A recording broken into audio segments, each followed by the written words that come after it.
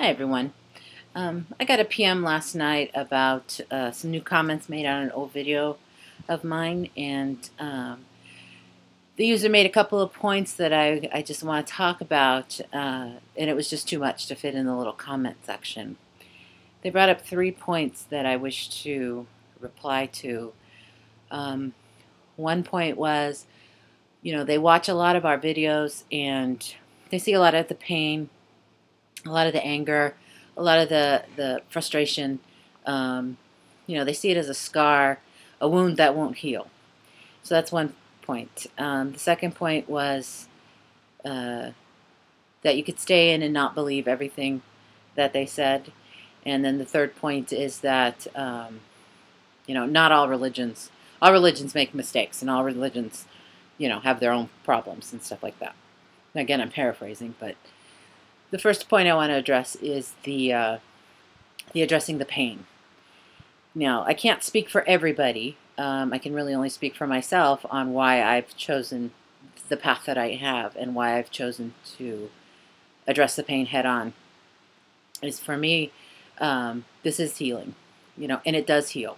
And I know from past experience that there will come a time when it is no longer painful. I've had to address this in the past before, and it's not this exact situation, but painful situations that took years to recover from.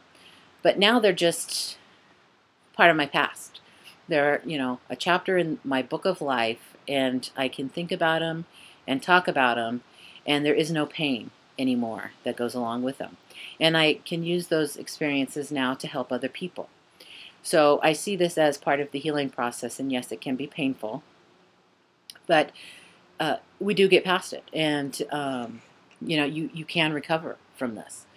And staying in the organization and playing the game is not really any less painful. I know many people, I've talked to many people who are still in and who remain to stay in for many different reasons.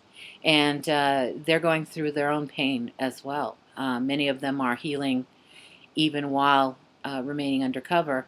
But then, they got the double whammy of having to live the double life as well. And I couldn't do it. But like I said, many of them have very good reasons for staying in. And so my hat's off to you guys. But, when you decide to stay in, knowing full well, you bring up a point that you don't have to believe everything that they teach. And that's true. You don't. There are many in there that don't believe everything they teach. But it's like a fish in a shark suit swimming around with a bunch of sharks. The second they know that you're not a shark, you're in trouble. And so as long as you can really be slick about it and they never suspect that you have any doubts, you're fine. But the second they start to suspect that you don't believe everything, they're going to try and reform your mind. And if you don't play along and you don't change your mind to agree with the group think, you will be out. You'll be one of the mentally diseased. So, there really is no pain, less pain by staying in. It's just a different kind of pain. And for me personally, I would rather tackle it head on and deal with it. It's like setting a broken leg. It's going to hurt like to set that leg.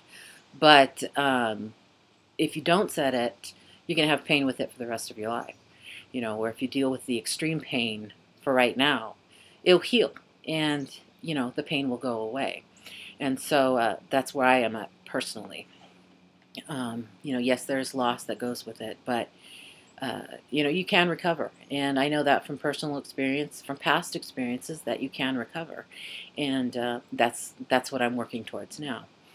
The other point that you made, that no religion has it right, that they all have their problems. I agree with you totally there. I don't think any religion has it spot on because none of us are perfect.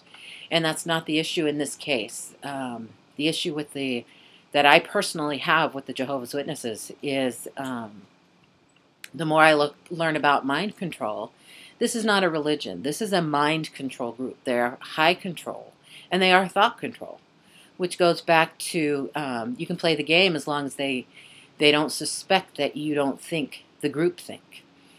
Because the second they know that there's something that you don't agree on, they will they will try and reform your mind to make you think the way they want you to think. And so that's a high control. I mean, they control every aspect of your life. And even the circuit overseer made a comment about my artwork in there, and how if it became a big problem, that I would be asked to keep it to myself.